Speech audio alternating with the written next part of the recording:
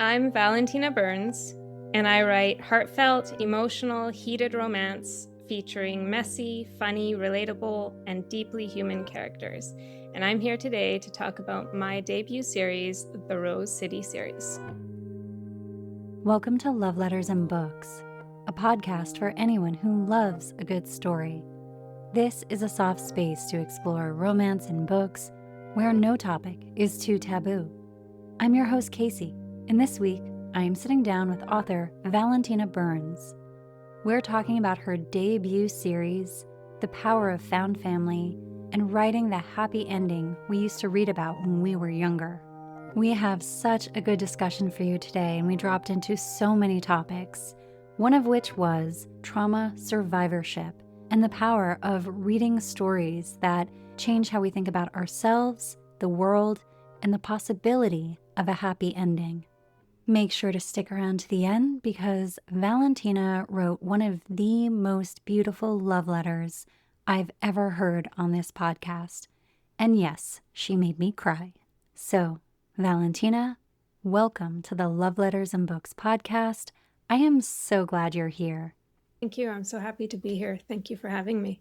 I feel like this has been an almost embarrassingly long time coming because I am mostly a one-woman show and it takes me a really long time to sort through the authors and read the books and set up the pre-interview calls. So I know that I wanted to speak with you for a really long time. So I'm very, very glad you're here.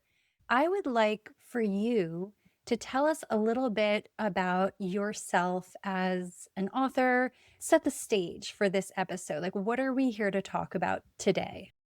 My journey to being an author is a little, I guess you could say, delayed. I came to it late in the game.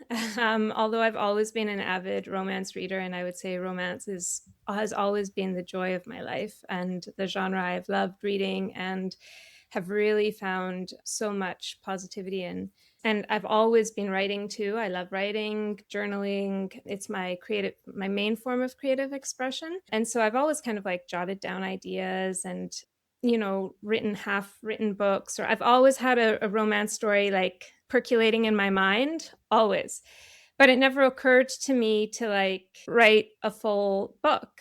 Or it did occur to me, but I just didn't think like that's just not something somebody just does, right? I don't know. I just never really thought of it. And then one day I can't even really say what exactly it was that got me to sit down and start writing, but I just decided to. I started writing this book, this story that really wouldn't let me go. And then like I finished it.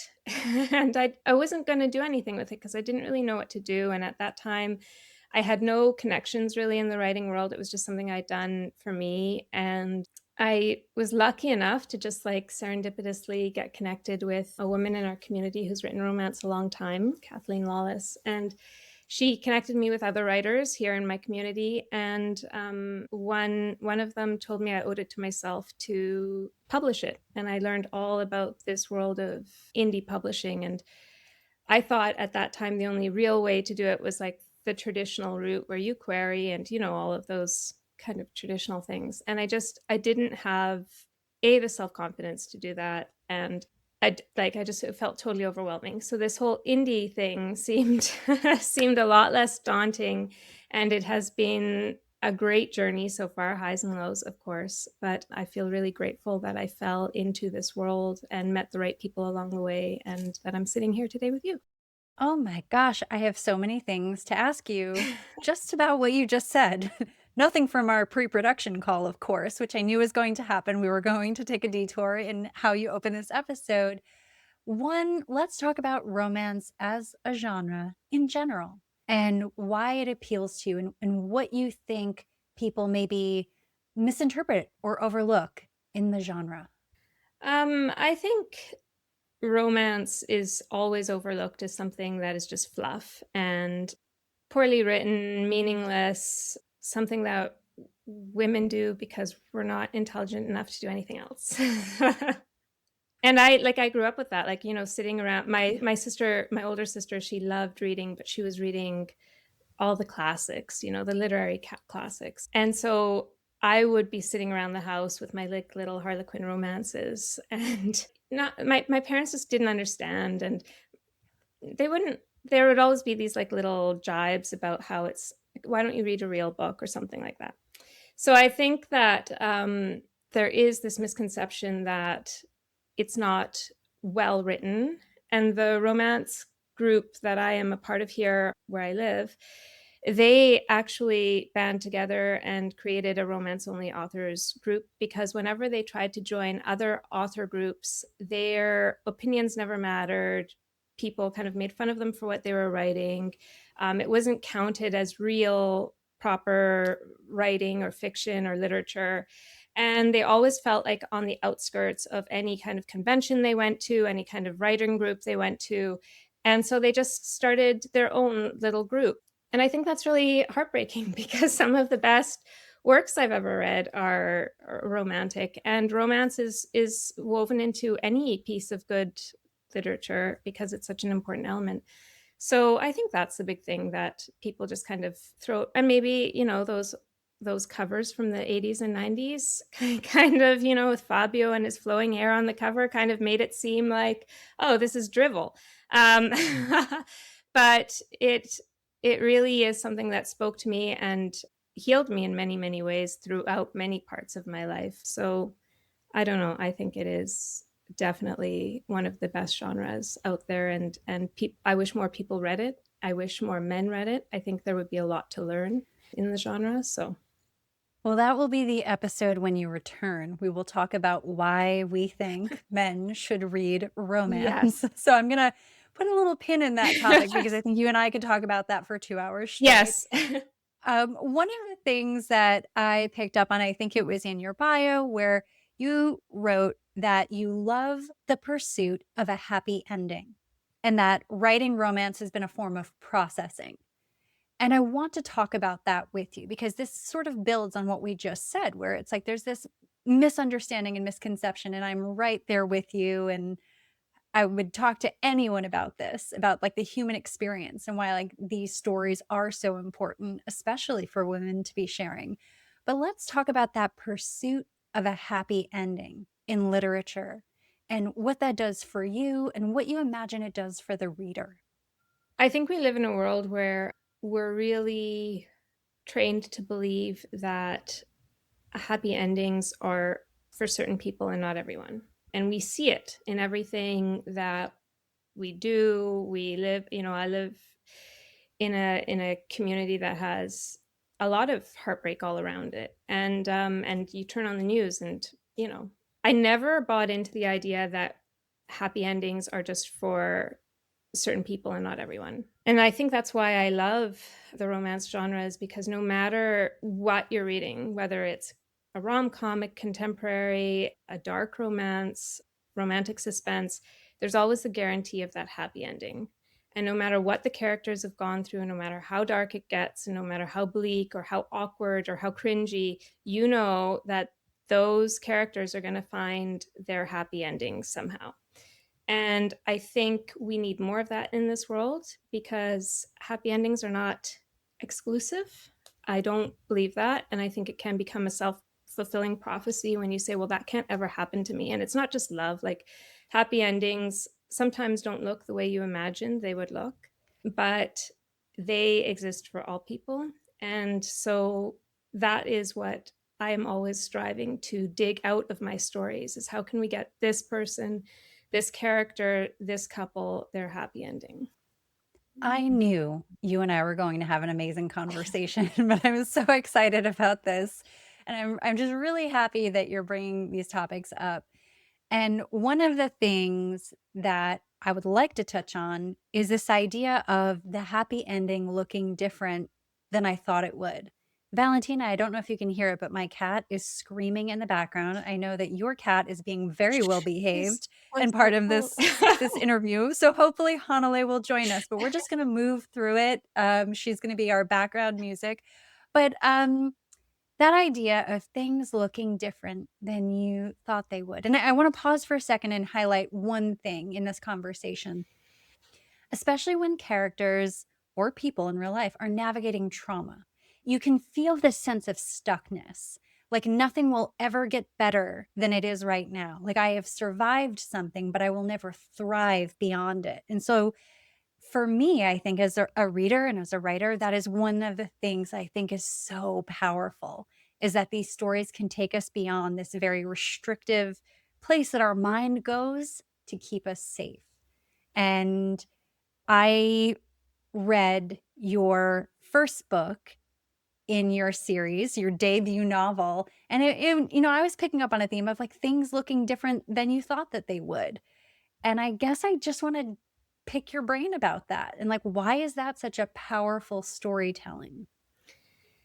Because life is never what we think it's going to be, and nothing can prepare you ever for what's coming. We don't know. And I touch on that in my love letter. Like when I think about when I was younger and reading these books and what I got out of it and what I was imagining my future to be, I had no idea what was coming and what I would Mm. have to do to get to my happy ending and what my happy ending would look like. And I think this idea that happiness isn't always what we expect it to be like, doesn't always look the way we expect it to look like, but it still exists and you still have a right to it.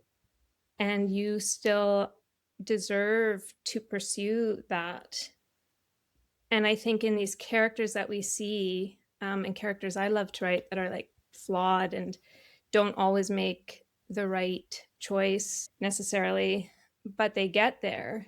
It's the courage it takes to believe that you deserve that happy ending. And I think that's like the roadblock that so many people have. I don't deserve it, so I'm not going to strive for it. And I still struggle with that in many things. And look, when we have happy endings in many different areas of our lives, our romantic happy endings, our career happy endings, our family happy endings, our life happy endings. And I think overcoming this idea that I don't deserve it, and then you read this character who's kind of flawed just like you, but they get it. So my hope is that you can see that you can also get it, if that makes sense. It really, really does. And I think that really touches on so much of what I kind of align with when I'm reading books like that. And it kind of speaks to this other theme that I think comes up in your writing. I think you and I may have mentioned this on the call is like not being defined by what has happened to you. Yes, you can be shaped by things change us, but you are not defined by it. And I think about that too. Like, it's very easy to feel like you are defined by the worst thing that's ever happened to you, the worst thing someone else has ever done to you, or the worst thing you've ever done. But this idea of the story continuing after that, there being a comma there instead of a period, and like being able to continue the story is really powerful.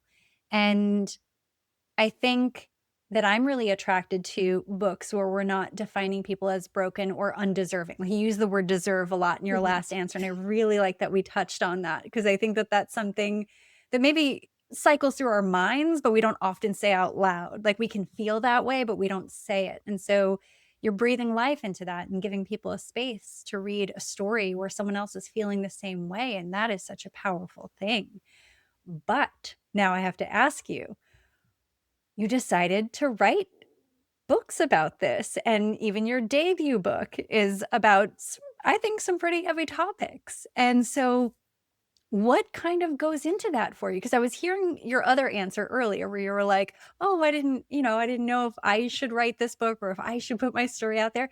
And then you choose some topics that are really going to hit with some people. So what was that like for you as you're preparing to publish a book where you are touching on deep themes and deep topics that people might be a little reactive about? Right. Yeah. Well, like I said, I came into this sort of later in life. So by the time I started actually completing a book, I had lived through a lot of the worst things that have ever happened to me.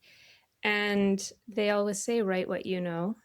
So I wrote what I know. And I know a lot of heaviness and a lot of bleakness and a lot of darkness. And I think a lot of other people do too.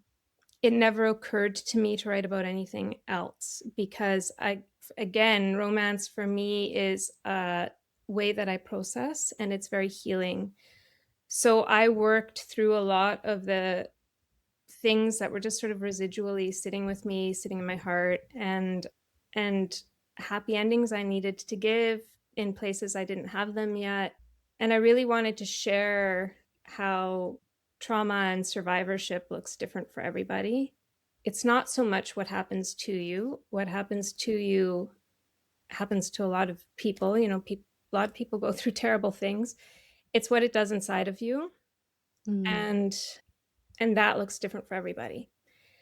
And the way I came out of it and the way I healed and processed was through creating these happy endings in these characters. And so, yeah, it's risky taking a heavier topic and writing about it. And I think I'd like to think I balance it by having side characters who Mhm.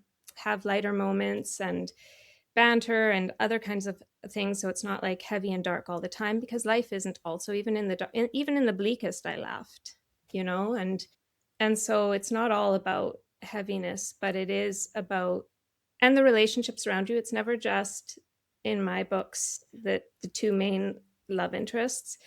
It is their, like in the first book, it is her relationship with her best friend that really defines how she navigates her relationship with this man she has met. And it's his best friend that helps him navigate through getting to where he thought he'd never be again, where he can love again and open himself up again. So I think that's why I did it. And maybe it was the wrong choice. I don't know. But it's No, how I love no. writing my stories, and it's my, ultimately they're my stories. So if if you don't like that, then you probably won't like me. I think everyone's gonna like you because I like you. No, well, there are 2 things that kinda stood out to me in what you just said, and I'm trying to hang on to them as I'm like, "Oh my god, let's talk about this, let's talk about that." But it was sort of the idea of writing the happy ending in the area where you don't have that yet, and, like, how beautiful that can be to create a story out of something that could be a wound. Like, you think about it, sometimes our wounds can feel like walls within us, within relationships, and sorta to move through that and to highlight that and to write about it and lean into it. I think that there's a powerful lesson in that in and of itself, and I really enjoy that, and thank you for sharing it. Like, when you said it, I reacted. No one's gonna be able to see it because it's gonna be audio only, but I was like, "Whoa," that hit me right there when you said that, and probably why people resonate so much with the things that come up. But the other thing you talked about was also balancing things. And my sister, I don't know if she's going to listen to this episode, but Susanna, if you are listening, you know no one is funnier than me when everything is going horribly. Yes. And, like, Can relate to give me a little trauma and I cannot stop the giggles. And, like, I will find the funniness and the humor and the laughter in all of it. And it, not to dismiss it or spiritually bypass it or anything like that, but just because it's like you can only cry so much and then you have to laugh. And I think that there's something really beautiful in that. So I actually want to touch on something you're kind of talking about here, is writing about heavier topics and the idea of trigger warnings, and not in like a dark romance chasing you down the alley wearing a mask kind of way, but sort of the trigger warning for the real life things that come up that people are very sensitive about, and the way you take care in writing them. I'm really excited when I read an author who I feel really safe reading a topic that might be triggering for me, but I feel safe diving into the book and having that experience and feeling a little bit of healing. So, what goes into that for you when you are addressing some heavier topics? I think safety, like you mentioned, for me is paramount. I need to feel safe, and I assume my readers need to feel safe too. And I think I write the stories in a way that make me feel safe as I'm writing them, because I'm also reliving things that have happened to me as I write. So I am mindful of the fact that I don't want to re-traumatize or reopen any wounds too deeply. It's a healing journey, and so there is some of that in there. And I think when we read I like to feel, maybe triggered is the wrong word, but I like to feel something. I don't mind having some of my wounds opened a little so I can reassess and reevaluate and maybe get some healing out of these things that I'm reading. But I'm mindful that everyone needs to feel safe. And I always find trigger warnings interesting because I do think they're so important, but triggers are different for everyone. And you cannot possibly list them all. And I don't know if there's anything I've written that might trigger someone, right? Like sometimes I'll be reading something, like the things that trigger me in everyday life are not necessarily the things you would expect. It's not talking about a certain thing or somebody looking like somebody, but it'll be like a very subtle thing, like a whiff of a scent in the air that just like takes me back, or a color, or like it's the things I'm not ready for that actually scare me or hurt me or trigger me. And so you can't prepare people for all of that when you're talking, when you're, especially when you're writing a book that has all of these conversations between different people and different things going on. I do my best to just ensure that the characters are always feeling safe and trying to explain. Again, it looks different, right? Like it's so interesting what people criticize you for, but it's um, it's Let's get into that topic. it's ultimately, to answer your question, I just hope that people have enough self-awareness to put something down if they do feel like this is getting in the way, Yeah. and I accept that is, but I try and create a kind of a safe environment for myself and hope that bleeds into my characters and to the people that are reading it. I've really enjoyed what we're discussing, and I'd like to shift the conversation a little bit into your series. So, I picked up your debut novel in the Rose City series and entered this world you built. Side note, I used to live in Portland, so it's not like a fantasy world, it is a world that you built. But I would love to hear from you a little bit about this world that someone steps into when they open one of the books in this series. So the Rose City series is a 4-book series, and my debut is called Finding Home. And it very much hits on the theme of home and family and what that looks like. And going back to what we were just talking about, how home and family aren't always what you expect they're going to be. I think as a whole, the series found family is very much a trope that is pulled through the entire series. It is very much a world of, I always say it's kind of like Friends, the TV show Friends meets This Is Us. So it's this group of people who live above a bar in Portland and the 2 apartments above the bar in Portland, and just the lives that intertwine and interconnect between these 2 apartments. I always call them the matchmaking apartments because whoever's in them seems to fall in love. Love that. But I think this world I try and build, I do want it to be very relatable. So I want it to feel like you're at home at Bowie's, which is the bar beneath, and you feel like you're sitting on the couch with those people upstairs in the apartments.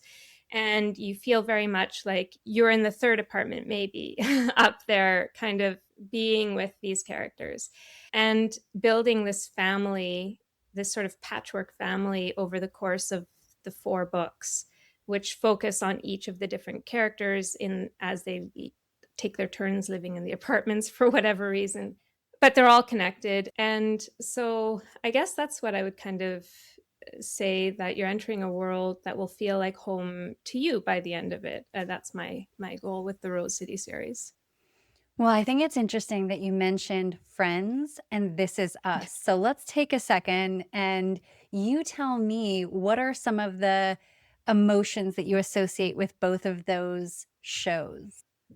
It's the lighter side of friendship, the banter, the connectedness, the going between apartments because you're comfortable and safe and you found your people there. And just like the dynamics of friendships and the awkwardness when they like start catching feelings for each other, and also the deep like sisterhood and brotherhood that you get. At the end of the day, they weren't just friends, they were family. And that relationship has always intrigued me because I have many relationships like that, right? That found family, these people that you just never expected to be this close to you, but they are. And then This Is Us is just like the family side of it, the deeper connections between siblings and your real family, and the hard things that happen there, and navigating the relationships of like what is the blood bond and what is an adoptive bond, and just melding those two worlds together was just like my perfect dessert, like the lightheartedness of one side meeting the real, because that's what I always felt you didn't get in the Friends sort of sitcom. It's like, what is the deeper nuances of these relationships and what is the darker Mm. part? And then in the more drama, it's like, but there's lightness there too, right? Like you can also find the joy and the laughter and the camaraderie, and just bringing those two worlds together was sort of my ideal world to be in. Yeah. Oh, I think it's also interesting, sort of the timing when this is coming out in the world, and we're thinking about all of the things that have changed. Let's just say in like the last 10 years. Obviously, COVID was very destabilizing for a lot of relationships. It shifted things. Some relationships got really deep, but the concept of just being physically close with people was destroyed for a while.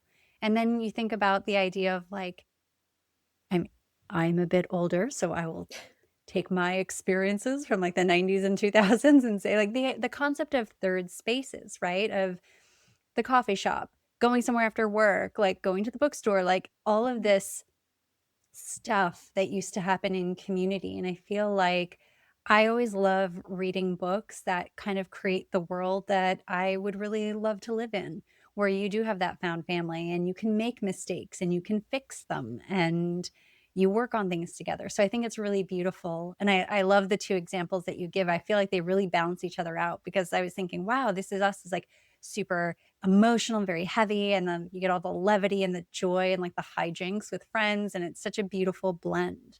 And what an amazing world to step into when you go into a matchmaking apartment and find the love of your life in like Valentina Burns's universe. So I really appreciate that. And then I want to touch on the concept of family, because that's another thing that's sort of in the zeitgeist in the last few years. This, the idea of how we show up in the family constellation and like what that means and how that's changed over the generations. And one of the themes in this universe is like family not being defined by blood, but the people who are there for you, the people that you build your life with in real time, right? Like Mhm. not just in a memory or in a history, but like in real time. And I just wanted to ask you why that was so important to you and sort of maybe what you've gotten out of writing this sort of found family universe. Yeah, I mean, for me, it was so important to showcase that because, again, of things that have happened in my own life, and Hope's story of really having her idea of family upended and shattered, and then feeling like she couldn't be a part of that anymore, or she had no place to belong, very much speaks to real situations in my life. So whenever people read that and are like, well, that would never happen, I'm like, well, no, it did. So deal with it. I'm not laughing at you. I'm laughing because so often again, maybe because I'm a bit older, I used to be a therapist. When I see people comment, that would never happen. I'm like, I, I think you just need to be alive a little bit Yeah, longer I and know. then And you will this, see all the things.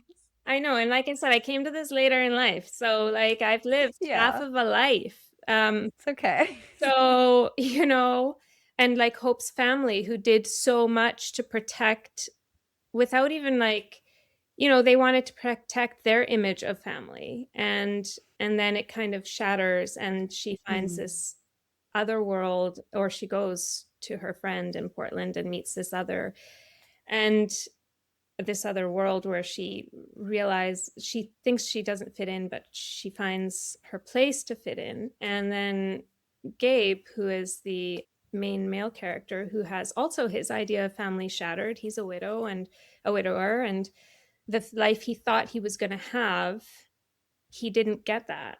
And thinking that this is just my new life now. And building, like I say in the book, it's a patchwork family. And I think it's so important to remember that there is a blood bond, and I think that's valid and important. But Mhm. there are so many people that come into your life that will be there for you as your family when you least expect it. And I think it's important to recognize that you can build your own family too, and not necessarily to the shutout of your blood family, Mhm. which, in Hope's case, it wasn't actually, but I don't want to spoil too much. But anyway, I think there's space for everyone. But build this idea of finding people along the way, the path of life that become so central to your life is important to give people that recognition and that space. You are like a sister to me, like a mother to me. You are important and you are my family, regardless of what the DNA says. Well, another thing that I wanted to talk about is the story that fear tells us as people in the world, but also as characters, right? And there's no place that's more exciting to experience fear than in a new relationship and, opening your heart and opening your life. And, there's always that moment, whether we're conscious of it or not, when fear makes us feel so certain about something, like it's protecting us from something or a person. And very often it's just keeping us really small, like curled up in a ball. And so I just like that moment when someone moves through their block and finds what's on the other side that they didn't think was possible. Let's take the main male character, for example, right? Like you think your life is over and still and will not grow beyond what it is. And then you have that moment where you realize, oh, there is so much more out there. Yes. Um, yeah. Yeah, no, I guess because it's happened to me so many times, you feel like your life is halted or this is your life now. And then you meet people along the way who just open up your world door by door, window by window, just like section by section. Yeah. And in someone like Gabe, the main male character, where he is a single father, he's left suddenly to raise this little girl by himself while running a business.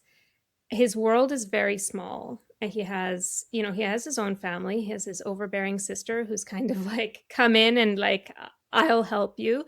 And he kind of feels like this is all I need. And also protecting your space because you feel like you emotionally can't afford to lose anymore.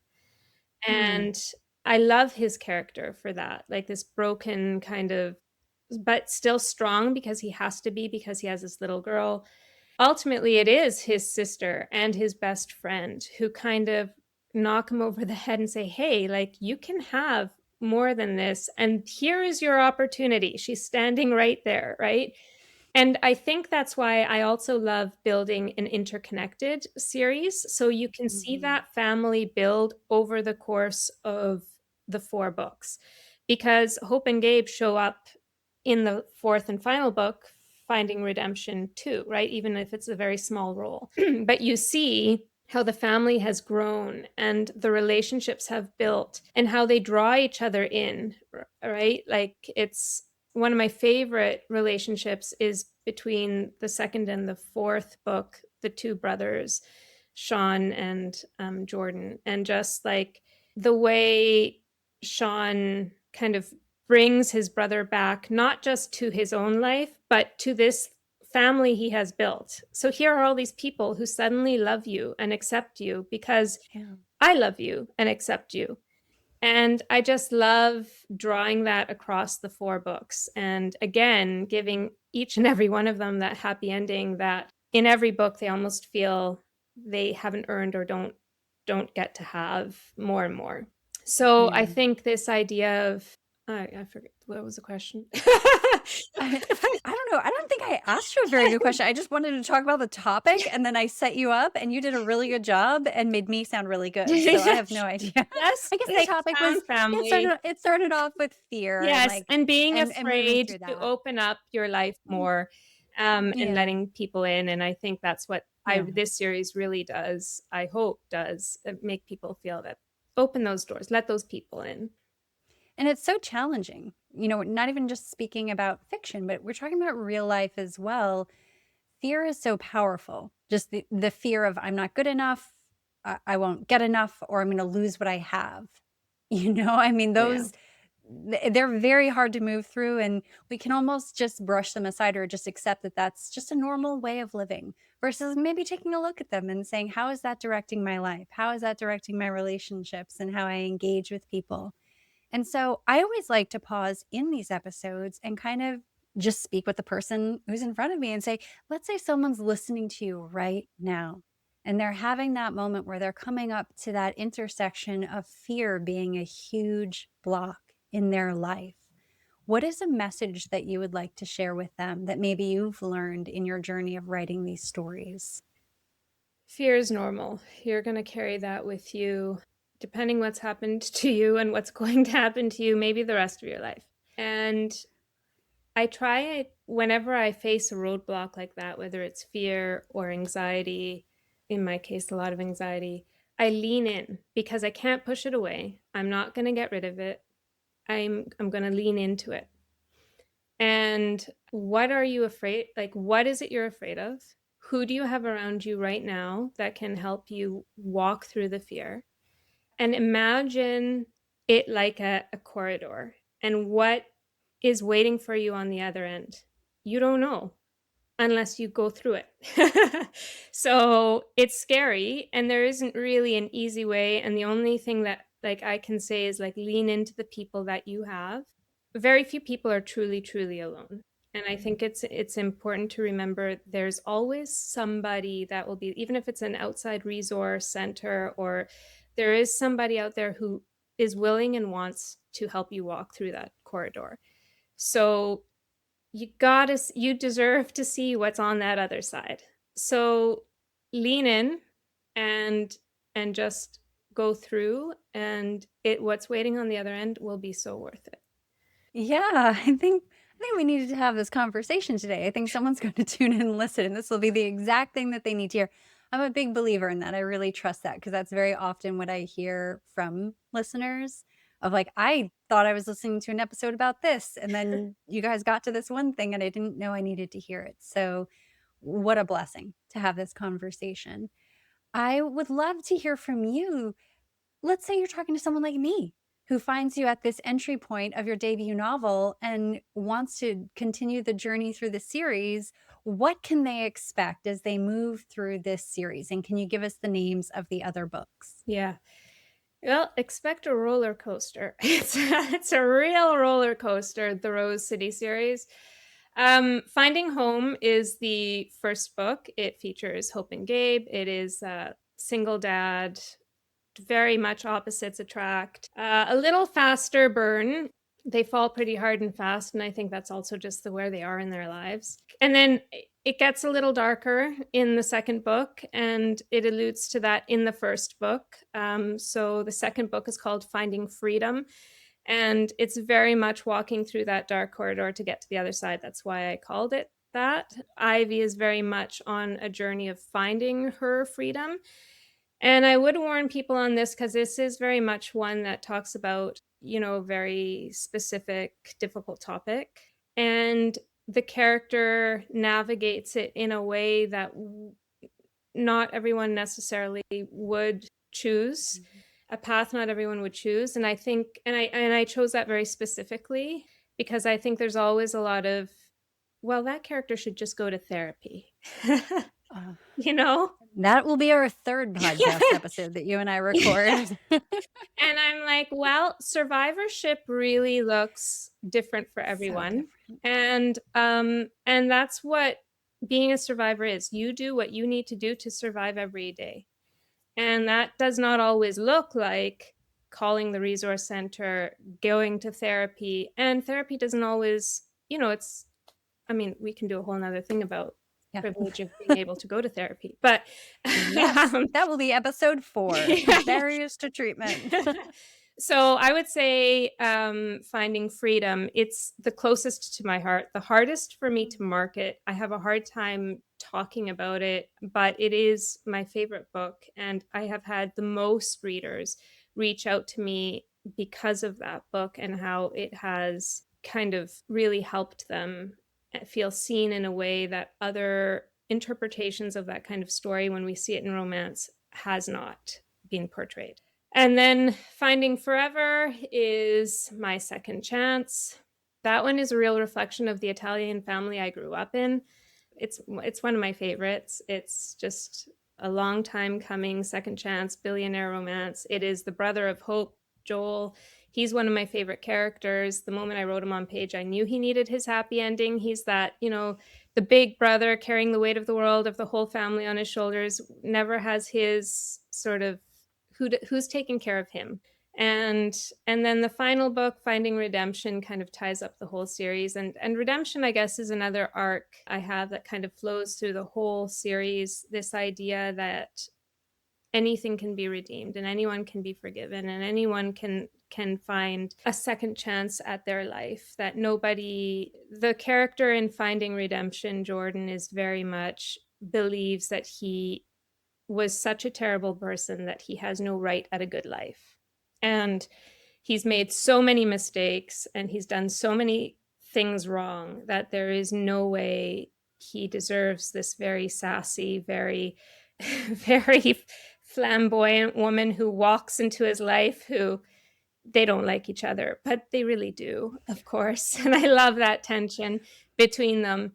But this idea that your past is truly your past, and the person you least expect is the one who helps you see that your future is Yeah. different. And so that's kind of what you'll get. It is a roller coaster. It is all characters sort of connected to each other, so you'll get to know everyone really well, and they will feel like your best friends and family at the end of it.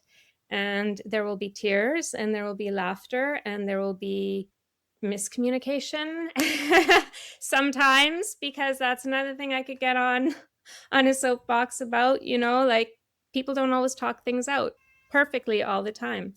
So there's human, it's very human, it's Yeah. messy, but it's redemptive and healing, and it's a happy ending for everyone, and it's a love story. Can I ask you kind of a silly question? Sure. I'm just gonna dive in. Are you really proud of yourself? Because this sounds amazing to me when I'm thinking back to the beginning of the episode where you were thinking like, "Oh, I wrote this book. What do I do with it?"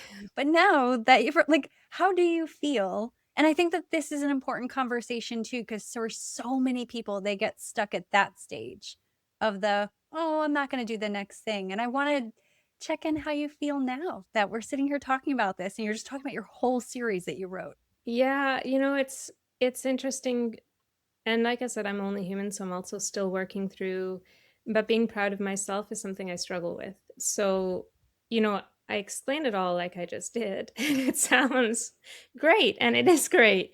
And I don't think any of it would have ever come to fruition if I hadn't leaned into those mentors that I met early on. And it was so important to hear from them that I owed it to myself to see this story through and see this series through.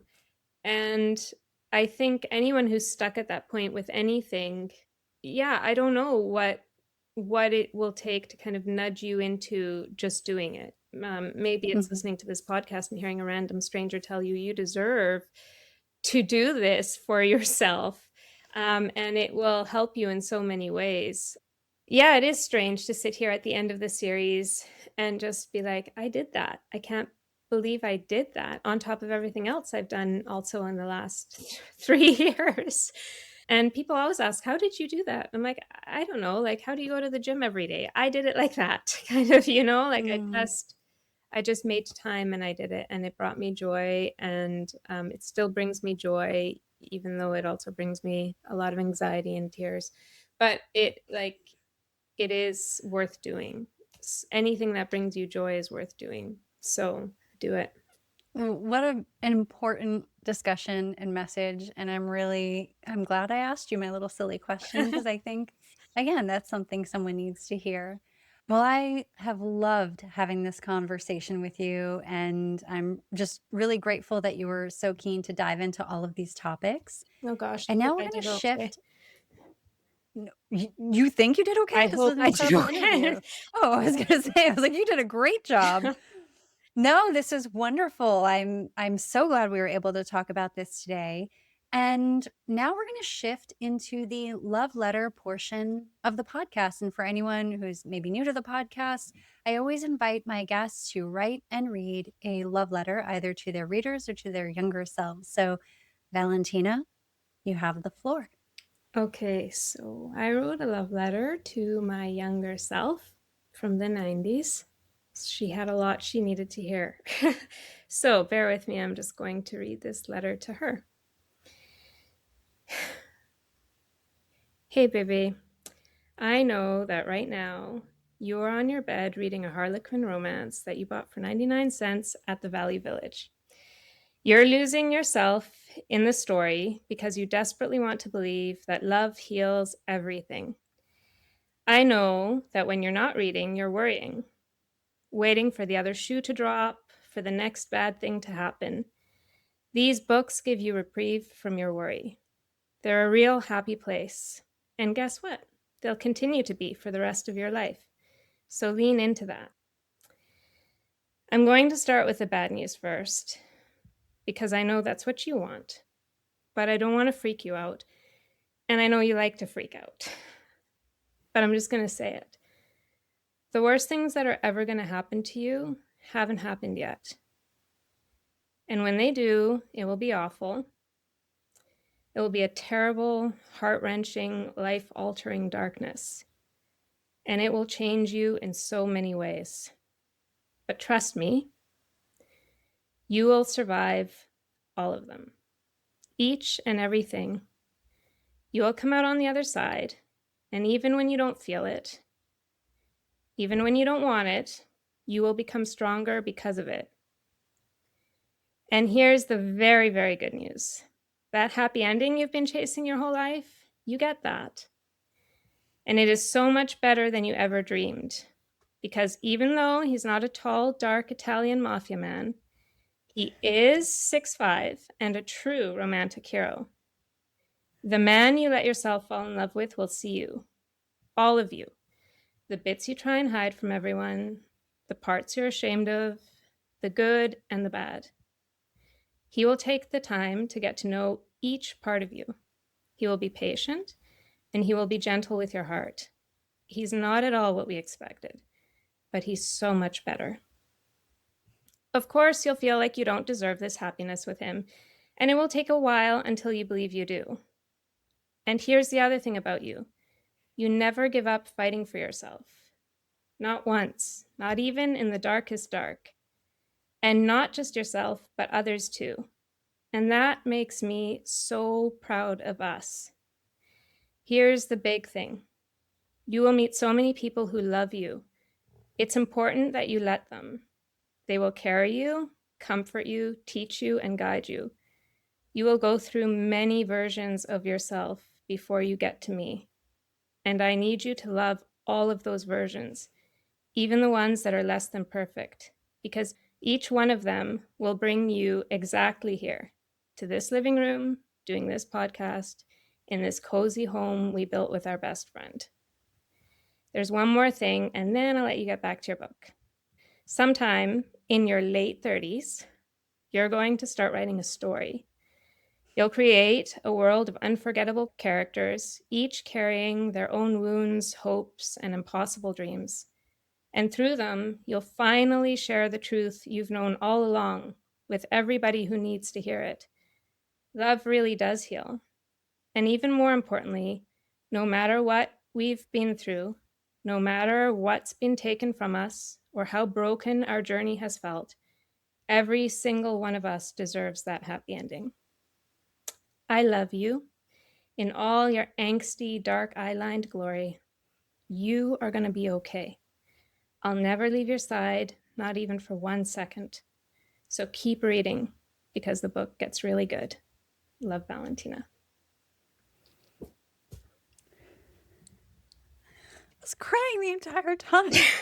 Oh, You did a great job reading through it because I was kind of a mess in the background, but I just really, really appreciate you sharing that with all of us, right? You know, with me sitting here with you, but for whoever listens in, because I know it's going to find the right person. I hope so. And that was just so beautiful. Whew! Who knew inviting authors to write things would devastate me this much at the end of every episode? But here we are. So, Valentina, I'm just so grateful that you were so patient with me as we kind of worked out all the scheduling details and getting this done, because I think that this has just been such a beautiful conversation. And for anyone listening, I will have all of Valentina's contact information and social media in the show notes. And can you just kind of send us out with where are your books available? My books are available on Kindle Unlimited and Amazon. Mostly that is where you'll be able to find them. Ebooks, paperback, Kindle Unlimited, all through Amazon. My books are at my local library here in Vancouver Island. I'm not sure if they're in any other libraries, so please request them there if you would like to see them. Libraries are great for authors and readers. And that's it. That's where they are. Amazon, Kindle Unlimited. Valentina, thank you so much. My cat is singing you out. She's in the background, You love marching around her the so house, much. singing to you.